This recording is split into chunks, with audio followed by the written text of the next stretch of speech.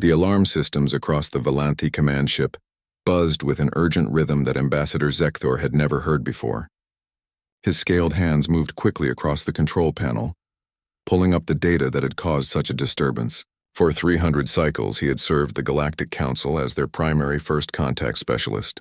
He had met 17 different species, guided them into the galactic community, and established peaceful relations with each one.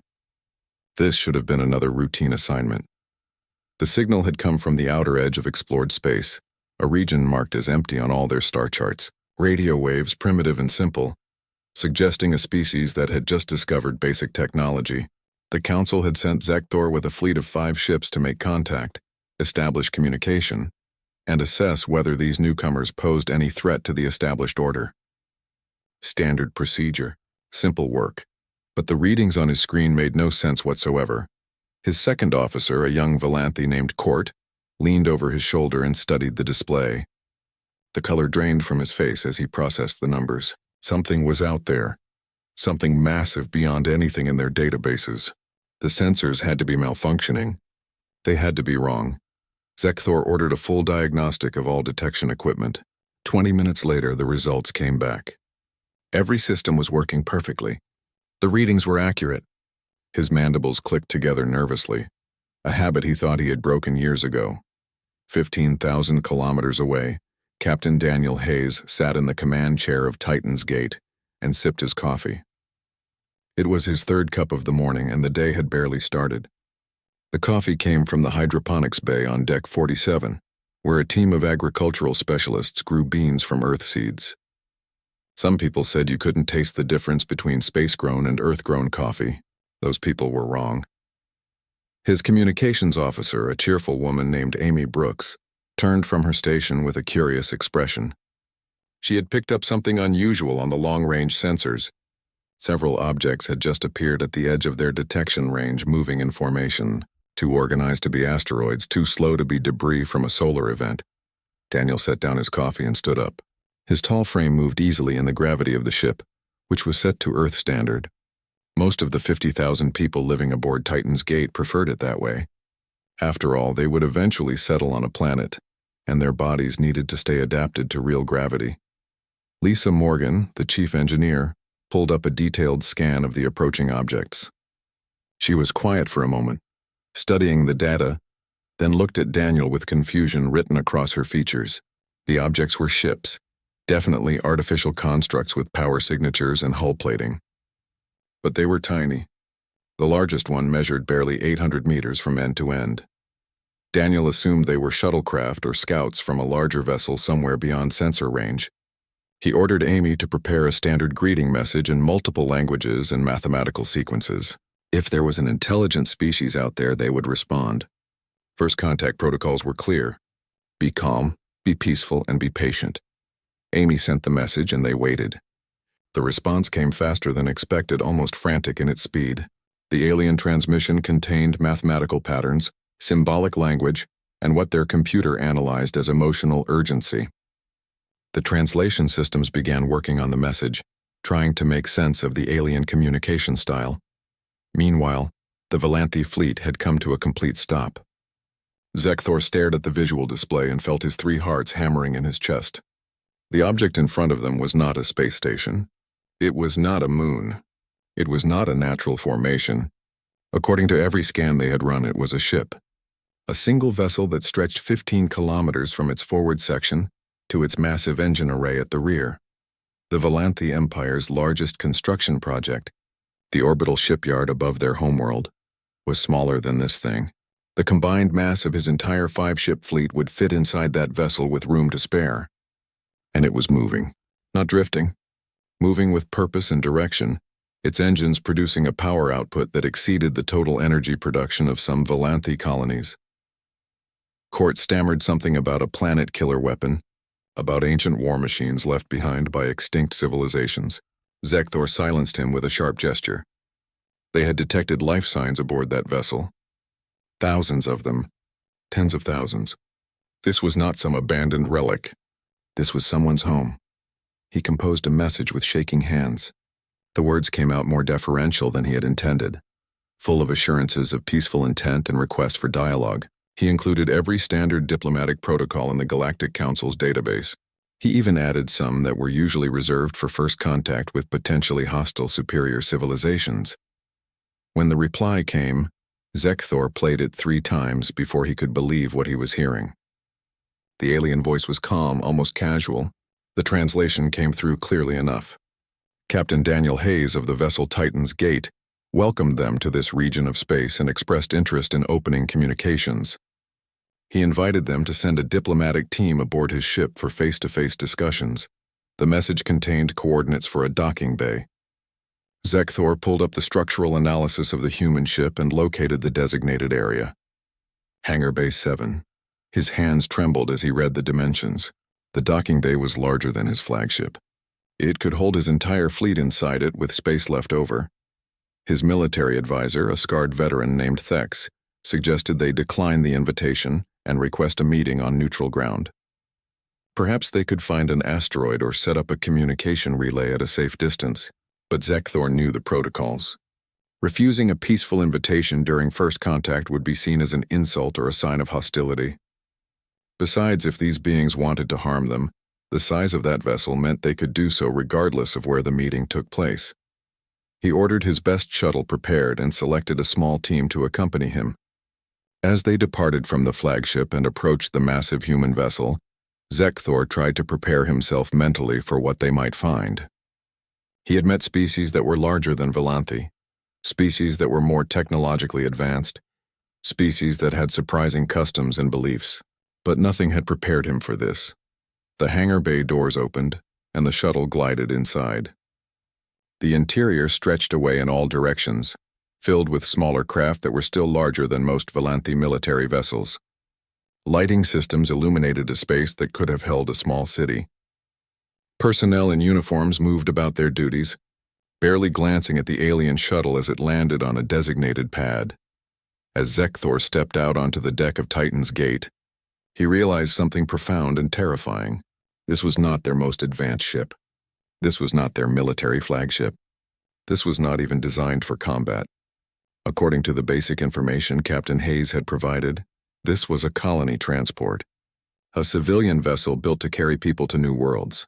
If this was what they considered normal, what did their warships look like? The ambassador from the Volanthi Empire walked across the hangar bay floor, his diplomatic credentials feeling suddenly very small and insignificant, and prepared to meet the species that had just changed everything the galaxy thought it knew about engineering, resources, and the very concept of appropriate scale. Lieutenant Ryan Cooper stood at the entrance to Hangar Bay 7 and checked his tablet one more time. Captain Hayes had given him a simple assignment: escort the alien delegation through the ship to the main conference room on Deck 12. Show them the way, be polite, answer basic questions if they had any. Ryan had escorted plenty of visiting personnel before. Civilian contractors, government inspectors, scientific teams. This should be no different, except it was different because these were actual aliens. The first contact with an intelligent non-human species in all of recorded history, and somehow Ryan had drawn escort duty. The shuttle had already landed, and 3 figures emerged from its airlock. They were smaller than humans, maybe 5 feet tall, with scaled skin that shimmered in shades of green and blue. They walked on 2 legs and had 2 arms, but their heads were wider and flatter than human skulls, with large eyes that seemed to take in everything at once. The one in front wore what appeared to be formal robes decorated with symbols that might have been writing or rank insignia. Ryan walked forward and introduced himself, using the simple phrases that Amy Brooks had sent to all crew members. The alien in the robes responded in a voice that the translation device rendered as male and elderly, Ambassador Zekthor representing the Galactic Council. The 2 aliens behind him were military advisors, though their names came through the translator as unpronounceable combinations of clicks and hisses. As they walked through the hangar, Ryan noticed the aliens constantly looking around, their heads swiveling to track the movement of personnel and equipment. Their eyes widened when they passed a cargo hauler the size of a city bus. They stopped completely when they saw a maintenance crew working on a patrol craft that dwarfed their shuttle. One of the military advisors asked a question through the translator. How many vessels did this hangar hold? Ryan checked his tablet and gave the current count. 243, including personal shuttles, cargo transports, maintenance vehicles, and emergency craft. The advisor made a choking sound and clutched at his companion's arm. They took a lift to the residential section. The doors opened onto a wide corridor with actual grass growing along the edges, real plants and planters built into the walls, and a ceiling high enough that Ryan could have jumped without hitting his head. Natural light came from panels designed to mimic Earth's sun, and the air smelled faintly of the gardens on Deck 20. Ambassador Zekthor stopped walking. He simply stood there staring at the corridor as if it were the most impossible thing he had ever seen. Through the translator, he asked if this was the crew quarters. Ryan nodded and explained that this particular section housed about 3,000 people in various apartments and shared facilities. The ambassador asked another question, his voice quiet and strange. How many people lived on this ship? Ryan pulled up the current manifest on his tablet. 52,418, including crew, civilian specialists, families, and passengers. The number fluctuated slightly as babies were born and, rarely, as people passed away from natural causes. One of the military advisors sat down on a nearby bench, ignoring all protocol. He was shaking. The other advisor pulled out a small device and began recording everything, sweeping it across the corridor, the plants, the lighting, the construction of the walls. They continued the tour.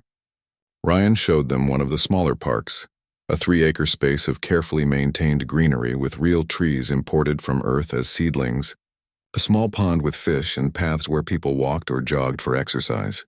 Children played on equipment at the far end, their laughter echoing across the open space. Zekthor asked how this was possible. How could a ship contain an entire ecosystem? Ryan explained the basics as he understood them. The ship had multiple biodome sections that recycled air, processed waste, grew food, and provided recreation space. Titan's Gate was designed for long voyages, potentially lasting decades. The people aboard needed room to live actual lives, not just survive in cramped quarters. The conference room was relatively small by the ship's standards, but it still made the aliens uncomfortable. The ceiling was 12 feet high, the table could seat 30 people, and the windows showed a view of open space that stretched away into infinity. Captain Hayes was already there, along with Lisa Morgan and Kevin Price, the science officer. Daniel stood to greet the aliens, and Ryan saw them take an involuntary step backward. The captain was 6'3", broad-shouldered, and his handshake probably would have broken the ambassador's delicate fingers if he had offered it. Instead, Daniel gave a slight bow, a gesture of respect that Amy had suggested might be more appropriate. The meeting began with formal pleasantries. Daniel explained Titan's Gate's mission, a colony ship carrying 50,000 volunteers to a planet called New Providence, located in a star system 40 light-years from Earth. The journey would take 6 years with their current faster-than-light drive system. Once there, the colonists would establish a new settlement, terraform the planet to Earth-like conditions, and begin a new chapter of human expansion into space. Zekthor listened to all of this with an expression that the translator couldn't quite capture. He asked careful questions about Earth's population, its resources, its industrial capacity. Daniel answered honestly. Earth had 11 billion people. Humanity had colonies on Mars, several moons in the solar system, and 3 other star systems. They had launched 7 colony ships in the past 20 years, each similar in size to Titan's Gate. The ambassador's hands trembled as he took notes on a small device. He asked about military vessels. Did Earth have warships? What did they look like? How many existed? Daniel seemed puzzled by the question's intensity.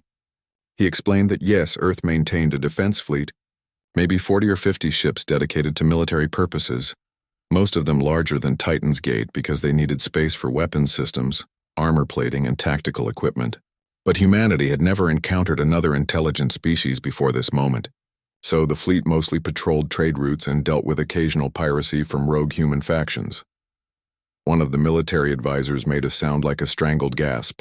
40 or 50 warships, each larger than this already impossible vessel. The numbers didn't make sense.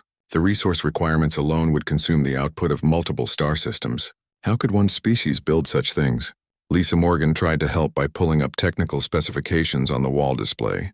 She showed them the basics of human construction techniques, the materials science that allowed for such large structures, the fusion reactors that powered the ship's systems.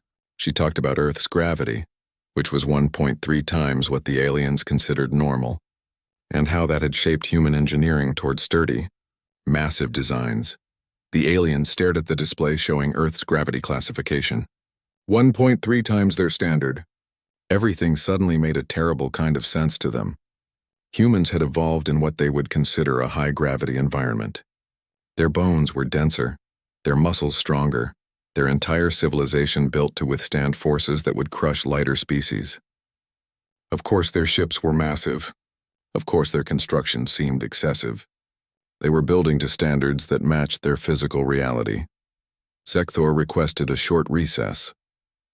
He and his advisors huddled together in the corner of the conference room, speaking in rapid bursts that the translator couldn't keep up with. Daniel looked at Lisa and Kevin with a confused expression. Had they said something wrong? The alien seemed upset or frightened, but he couldn't understand why. When the meeting resumed, Zecthor's entire demeanor had changed. He was formally polite, carefully neutral, and he asked permission for everything. Could he share this information with the Galactic Council? Could he request that additional diplomatic teams visit Earth? Could he establish a communication channel for ongoing dialogue? Daniel agreed to all of it. He was enthusiastic about meeting more alien species, learning about their cultures, establishing trade and exchange programs. Humanity had dreamed of this moment for centuries. First contact with intelligent alien life. It was wonderful. As the aliens prepared to leave, returning to their shuttle with Ryan as their guide, Zecthor paused at the hangar bay entrance. He looked back at the massive interior space, at the humans moving about their normal routines, at the ships that were simple tools to them, but would be considered engineering marvels across the galaxy. He realized something profound. Humanity had no idea what they had just done. They thought this was a friendly first contact, a chance to make new friends among the stars. They didn't understand that their simple existence had just shattered every assumption the galaxy held about power, resources, and the limits of what was possible. They had walked into the galactic community like giants who didn't know their own strength, and Zecthor had absolutely no idea how the rest of the galaxy would react to that. The emergency session of the Galactic Council had been going for 6 hours, and nobody could agree on anything. Representatives from 43 different species filled the circular chamber on Convergence Station, all talking at once, their voices creating a chaos of sound that the translation system struggled to process. At the center of it all, Ambassador Zecthor stood at the presentation podium and wished he could simply disappear. The sensor data was displayed on every screen in the chamber. Multiple angles of Titan's gate, precise measurements of its dimensions, energy readings from its power systems, population estimates based on life sign detection. The numbers were absolute and undeniable, and yet, more than half the delegates refused to believe them. A Quelon representative, her crystalline structure reflecting the chamber's lights, declared the entire thing a fabrication. Ships that large were physically impossible. The structural integrity would fail under its own mass. The resources needed to build such a thing would bankrupt an entire civilization. Someone was trying to trick the council, perhaps as a prelude to invasion or conquest. Zecthor played the visual recording again. The footage showed his shuttle approaching Titan's gate, the hangar bay opening, the interior spaces filled with smaller vessels. He showed them the conversation with Captain Hayes, the casual way the human had described his ship as a simple colony transport. He showed them everything. A military commander from the Kryloth Confederacy, a species known for their aggressive expansion policies, stood and demanded action. If such a vessel existed, it represented a potential threat that could not be ignored. The Council should send a battle fleet to investigate, to determine the true nature of this supposed peaceful species and their impossibly large ships. Others argued for caution. If the sensor data was real, then sending warships might provoke a conflict that the galaxy could not win. Better to establish diplomatic relations, to learn more about these humans before making any military moves. The debate raged on, going in circles, until finally the Council's chair called for order. Varix, an elderly Quelon who had led the Council for 20 cycles, made a decision. They would send official diplomatic envoys to make formal contact with Earth. They would learn the truth, and they would proceed carefully.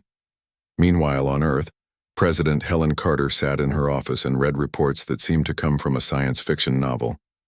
An alien civilization had contacted one of their colony ships. Multiple species existed in a galactic community, that had been established for thousands of years, and apparently humanity's ships were terrifyingly large by galactic standards. Jacob Turner, Earth's newly appointed director of xenological affairs, stood by the window and tried to explain the situation. The aliens used smaller ships because they evolved on lower gravity worlds. Their construction techniques, their resource management, their entire approach to space travel was built on different assumptions than humanity's. What seemed normal to humans appeared excessive and overwhelming to them. Dr. Michelle Ross entered the office with a detailed analysis of the cultural data the Valanthi had shared. She had spent the last 3 days reviewing every piece of information, comparing it to human development patterns, and drawing conclusions that made her increasingly worried. The galaxy species had reached space travel through gradual, careful expansion. They built small stations, then larger ones, slowly increasing in scale over thousands of years. Their ships grew in size incrementally, limited by their resources and their physical comfort zones. The largest vessels in the galaxy before humanity appeared were mining platforms and orbital factories, not ships designed for travel. Humans had done it differently. They had looked at the vast distances between stars and built ships large enough to make those journeys meaningful. They had created vessels that could carry entire communities, complete ecosystems, everything needed for long-term survival in the void. It wasn't excessive from a human perspective. It was practical, but to the aliens it looked like something else entirely. It looked like a species that commanded unlimited resources, that built on scales that defied reason, that possessed technology and capabilities far beyond anything the galaxy had ever seen, and they had done it all without knowing anyone else existed. Helen asked the obvious question. What happened now? How should Earth respond to this situation? Jacob suggested full transparency. Share everything with the aliens. Show them Earth's cities, its industries, its peaceful intentions. Prove that humanity was not a threat. Michelle disagreed. Full transparency might make things worse. If the aliens saw Earth's full industrial capacity, its population centers, its military installations, they might panic. Better to introduce things gradually, to let them adjust to the reality of humanity's scale without overwhelming them. The debate in Earth's government mirrored the debate in the Galactic Council. Nobody knew the right answer because nothing like this had ever happened before. Back in space, Captain Daniel Hayes continued his mission toward New Providence, now accompanied by an ever-growing fleet of alien observer ships. They maintained what they probably thought was a safe distance, several thousand kilometers away, close enough to scan but far enough to feel secure. Amy Brooks managed the constant stream of communications, interview requests from alien journalists, scientific inquiries from research institutions, formal diplomatic messages from governments, and a surprising number of what appeared to be apologies from various species for reasons that weren't entirely clear. Kevin Price had started a betting pool among the crew about how many ships would be following them by the end of the week. The current count was 23 alien vessels, ranging from small scout ships to what appeared to be a mobile research station. The number kept growing. Lisa Morgan found the whole thing amusing. She was an engineer, not a diplomat, and from her perspective the aliens' reaction was both logical and silly. Of course, human ships were larger. Humans were larger. Earth was a bigger planet with stronger gravity. Everything about human civilization was built to a scale that matched their physical needs. The aliens would figure that out eventually. Then the Kryloth Confederacy arrived, and things got more serious. The warship Decimator dropped out of faster-than-light travel with a dramatic flash of energy that sent every proximity alarm on Titan's Gate into alert status. It was an impressive vessel by galactic standards, nearly a kilometer long, bristling with weapons systems, and radiating enough power to light up every sensor for millions of kilometers. Commander General Thekris broadcast a message on all frequencies. The Kryloth Confederacy was here to assess the situation and ensure the security of galactic space. All vessels should maintain their current positions and prepare for inspection. Daniel raised an eyebrow and looked at his tactical officer, a calm woman named Beth Crawford. She pulled up the data on the Kryloth ship and ran a quick analysis. Its weapons were impressive, probably capable of destroying most of the observer ships in a single salvo. Its armor was thick, designed to withstand heavy fire. Its engines were powerful, allowing for quick maneuvering in combat situations, but compared to Titan's Gate it was tiny. and its weapons, while dangerous to other alien vessels, would barely scratch the colony ship's hull. The armor plating on the human vessel was designed to withstand micrometeorite impacts at relativistic speeds, solar radiation, and the stress of long-term travel through various environments. The Kryloth warship's most powerful weapons would create scorch marks at best. Beth ran the numbers twice to make sure, then turned to Daniel with a slightly stunned expression. She told him that even if the Kryloth ship fired everything it had, including what appeared to be some kind of antimatter torpedo, it couldn't cause critical damage to Titan's Gate. The colony ship was simply too large, too well-armored, and too structurally sound. Daniel thought about that for a moment. Then he ordered Amy to send a polite response to the Kryloth commander. Titan's Gate welcomed all peaceful vessels and had no objection to the Kryloth presence. However, the colony ship was on a time-sensitive mission and would continue on its current course. If Commander General Thecarus wished to conduct his assessment, he was welcome to do so while they traveled. The response from the Kryloth ship took longer than expected. Thecarus had run the same tactical analysis that Beth had performed. He had come here expecting to demonstrate Kryloth superiority, to put these newcomers in their place, to remind the galaxy who held true military power. Instead, he was looking at a civilian vessel that his entire fleet couldn't meaningfully damage, a ship that wasn't even designed for war, that carried families and children and agricultural specialists. And if this was their civilian transport, what did their actual military ships look like? Thecarus sent a very different message than he had planned. The Kryloth Confederacy extended greetings to the human species and looked forward to peaceful diplomatic relations. The warship Decimator would maintain its position as an observer and would not interfere with Titan's Gate's mission. In the background of his bridge, his officers were frantically sending reports back to the Kryloth homeworld, reports that would change their entire strategic assessment of galactic power dynamics. Reports that Convergence Station had been the neutral meeting point for galactic diplomacy for over 3,000 years. Built by a coalition of 12 founding species, it orbited a barren moon in unclaimed space, serving as the physical home of the Galactic Council. The station was considered massive, a triumph of cooperative engineering that housed permanent, diplomatic missions from 43 different species along with all the support. Staff needed to keep such a place running. When Washington's dream arrived for the formal summit, it became immediately clear that Convergence Station had a problem. The diplomatic vessel from Earth was 4 kilometers long. The station's largest docking facilities could barely accommodate ships a tenth that size. Ambassador Karen Phillips watched from the observation deck as the station's engineers scrambled to find a solution. She was a career diplomat, a woman in her 50s who had spent 30 years negotiating treaties and trade agreements between Earth's various colonies and corporate entities. She had prepared for this assignment by reading everything available about galactic culture, studying the translation protocols, and mentally preparing herself to represent humanity to an entire galaxy of alien species. What she had not prepared for was the logistical nightmare of being too big to fit anywhere. Eventually, the station's administrators worked out a compromise. Washington's dream would hold position near the station, and shuttles would ferry the human delegation back and forth. It wasn't ideal, but it would work. Karen's team consisted of 3 other people. Colonel Chris Bennett, a military advisor who had served in Earth's defense fleet for 20 years. Dr. Paul Anderson, a physicist and engineer who could explain the technical aspects of human technology, and Nicole Hayes, a communications specialist who would manage the constant flow of information between the summit and Earth. The shuttle ride to Convergence Station gave Karen her first real look at alien architecture. The station was beautiful in its own way, all flowing curves and organic shapes clearly designed by species that thought differently than humans about structure and form.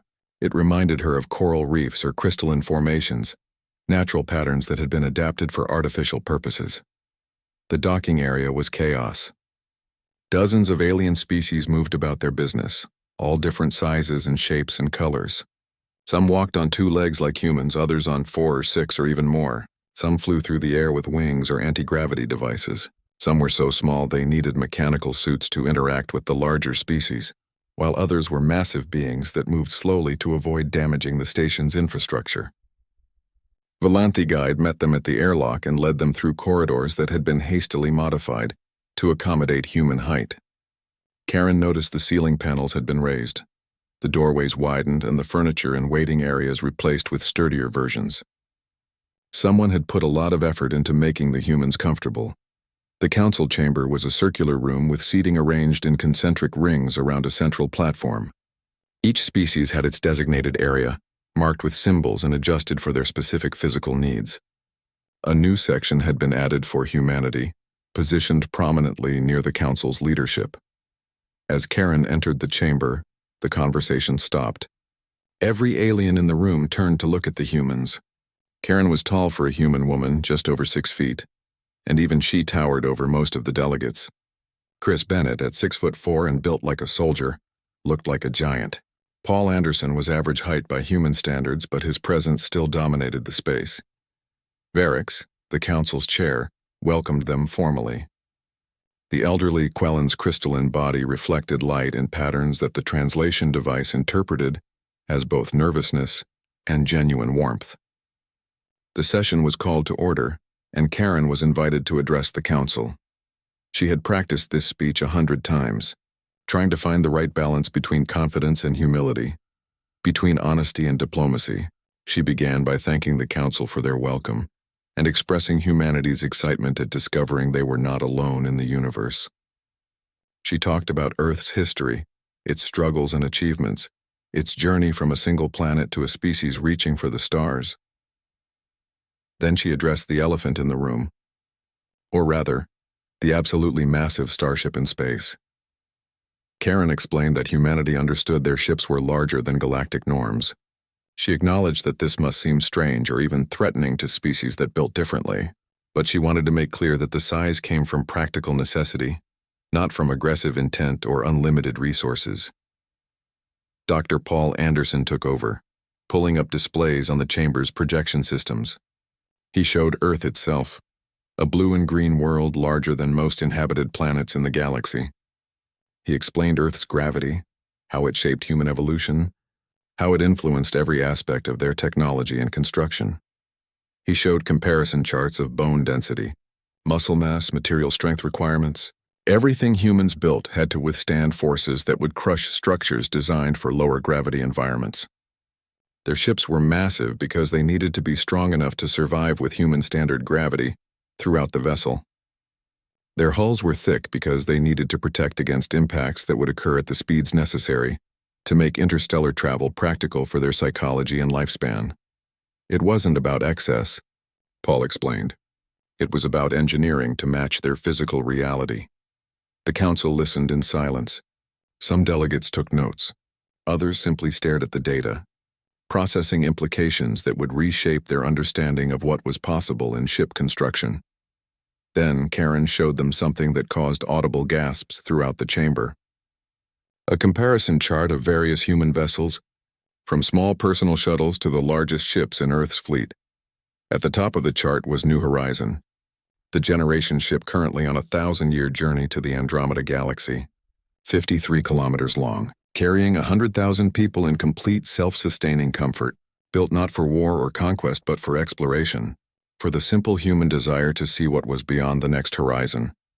A delegate from the Celtari Consortium, a small mammalian species, asked the question that everyone was thinking. Why? Why build something so large just for exploration? Why commit such enormous resources to a journey that would take 1,000 years? Paul looked at Karen, who nodded. She answered honestly, because humans dreamed big, because they looked at the impossible distances between galaxies and refused to accept that they couldn't cross them, because Earth's history was full of explorers who set out on journeys they knew they would never complete, hoping that future generations would benefit from their sacrifice and courage. New Horizon carried people who would never see Andromeda, but their children's children's children would. And that was enough for the people who had volunteered. The chamber fell silent again. The aliens were trying to process a mindset that seemed alien to them, in ways that had nothing to do with biology or technology. It was a cultural difference that ran deeper than engineering or physics. Morphix, a senior delegate from the Celtari Consortium, spoke carefully. The galaxy had existed in a balance for thousands of years. Species competed for resources, fought over territory, established hierarchies of power based on military might and economic strength. Humanity's arrival threatened that balance simply by existing. What did Earth want? What were their territorial ambitions? Their resource requirements? Their long-term plans for expansion? Karen answered each question truthfully. Earth wanted what any intelligent species wanted: room to grow, resources to sustain their population, knowledge to advance their understanding of the universe. They had no interest in conquest or domination. They would defend themselves if threatened, but they preferred cooperation and trade. She offered to establish formal diplomatic relations with any species that wanted them. She proposed cultural exchange programs, scientific collaboration, mutual defense agreements. She painted a picture of a galaxy where humanity worked alongside alien species as partners and friends. It was a beautiful vision, and then the distress call came in. An automated emergency broadcast from a Valanthi colony on the Outer Rim. They were under attack by Harkoth raiders, a pirate confederation that had plagued that sector for decades. The colony's defenses were failing. Casualties were mounting. The Council's nearest military fleet was 3 days away. The chamber erupted in debate. Some delegates argued for emergency deployment of what forces were available. Others pointed out the political complications of intervening in what was technically Valanthi territory. Still others suggested diplomatic outreach to the Harkoth leadership, trying to negotiate a ceasefire. Colonel Chris Bennett quietly checked the tactical display on his tablet. Then he leaned over and whispered something to Karen. She stood and asked for permission to speak. Varric, seeing something in her expression, granted it immediately. Karen looked around the chamber at all the alien faces, all the species that were still trying to decide if humanity was a threat or an opportunity. She made a decision that would define Earth's relationship with the galaxy for generations to come. Washington's dream was 6 hours from the Valanthi colony. If the Council... The Valanthi colony of Kethsara had been established 60 years ago by 3,000 settlers looking for a fresh start. They had built homes on a pleasant world with breathable atmosphere, grown crops in rich soil, and created a small but thriving community far from the crowded core worlds of their empire. They had schools, markets, gardens, and the simple peace of people who had chosen a quiet life. Then the Harkoth raiders arrived, and everything burned. 20 raider ships, each one a patchwork of stolen technology and brutal weaponry, descended on the defenseless colony like predators on injured prey. The Harkoth were a confederation of outcasts and criminals from a dozen different species, united only by their willingness to take what they wanted by force. They had terrorized the outer sectors for decades, always hitting soft targets, always disappearing before military forces could respond. Kethsara had no defenses worth mentioning. A few old security ships that were meant to patrol for smugglers, not fight off a full-scale raid. The colonists had sent their distress call and huddled in shelters, hoping against hope that someone would come to help before it was too late. Commander General Kraz sat in his flagship and watched the bombardment with satisfaction. The Valanthi had made this too easy. No shields, no weapons, no fight at all. His crews would strip the colony of everything valuable, and then they would move on to the next target. It was routine work, profitable and simple. Then his sensor operator reported something impossible. A ship had just dropped out of faster-than-light travel at the edge of the system. A big ship. No, that wasn't right. The readings had to be wrong. No ship could be that big. Kraz ordered a visual confirmation. The display screen showed him something that made his blood run cold. It was a ship, massive beyond anything in his experience, moving toward the colony at a speed that should have been impossible for something so large. And it was broadcasting on all frequencies, a message in multiple languages that the translation systems rendered clearly. Colonel Chris Bennett's voice was calm and professional as he delivered the warning. This colony was under the protection of the United Earth Coalition. All hostile forces would withdraw immediately. This was the only warning they would receive. Kraz laughed. One ship against his entire fleet? Even if it was large, his 20 vessels working together could overwhelm any single target. He had faced Kryloth warships before and won through superior numbers and ruthless tactics. He sent back a mocking response and ordered his ships to form an attack pattern. Then Washington's dream positioned itself between the colony and the raider fleet, and Kraz's laughter died in his throat. His tactical officer was running the numbers frantically, checking and rechecking the calculations. The human ship's mass alone was creating gravitational effects that were disrupting their formation. Its hull composition was showing up as solid alloys layered with materials that blocked every scan they tried to run, and the energy readings from its engines suggested power reserves that exceeded his entire fleet's output combined. His weapons officer reported something even worse. Their most powerful armaments, antimatter torpedoes that could crack a small moon, would barely damage that hull. The human vessel's armor wasn't just thick. It was built to standards that made their weapons look like toys. Kraz had survived 30 years of raiding by knowing when to fight and when to run. This was definitely time to run. He ordered a full retreat on all frequencies. The raider fleet scattered in different directions, each ship engaging its faster-than-light drive at maximum power, fleeing from the massive human vessel that hadn't even needed to fire a shot. On the surface of Kethsera, the colonists emerged from their shelters and looked up at the sky. The bombardment had stopped. The raider ships were gone, and hanging in orbit above their world was a vessel so large it blocked out a portion of the stars. Nicole Hayes sent a message to the colony's leadership. The United Earth Coalition offered humanitarian assistance, medical supplies, repair equipment, personnel to help with reconstruction, whatever they needed. The colony administrator, an elderly Valanthi named Sora, responded with a voice full of tears and gratitude. They accepted the offer. They accepted everything humanity wanted to give them, and they would tell everyone in the galaxy what Earth had done for them. Back at Convergence Station, the council chamber watched the events unfold through live feeds from both the colony and the observer ships that had been trailing Washington's dream. They saw the raider fleet arrive. They saw the human vessel appear. They saw 20 hostile ships flee without a single weapon being fired on either side. The implications were stunning. Humanity had just demonstrated the ability to project power across vast distances, to protect others from threats the galaxy had tolerated for decades, and to do it all without violence or destruction. They had simply shown up and been too large, too powerful, too intimidating for anyone to challenge. Varix looked at Ambassador Karen Phillips with new understanding. Earth hadn't been making empty promises about preferring cooperation to conquest. They truly didn't need to conquer. Their simple presence was enough to reshape the balance of power. The Kryloth delegates stood and demanded to know Earth's intentions. Would they establish a military presence throughout the galaxy? Would they dictate terms to the Council? Would they use their advantage to dominate all other species? Karen stood to respond, but before she could speak, news started flooding in from across the galaxy. The Harkoth Raider Confederation was collapsing. Ships were surrendering to local authorities. Pirate bases were being abandoned. The mere existence of humanity and their willingness to protect others had broken the Raiders' power in a matter of hours. She addressed the Council carefully. Earth had no interest in domination or conquest. What they had just done at Kethsara was an example of what they hoped to do across the galaxy. Help those who needed it, protect those who couldn't protect themselves, and work alongside all species as equals and friends. But she wanted to be clear about one thing. Earth would defend itself and its allies against any aggression.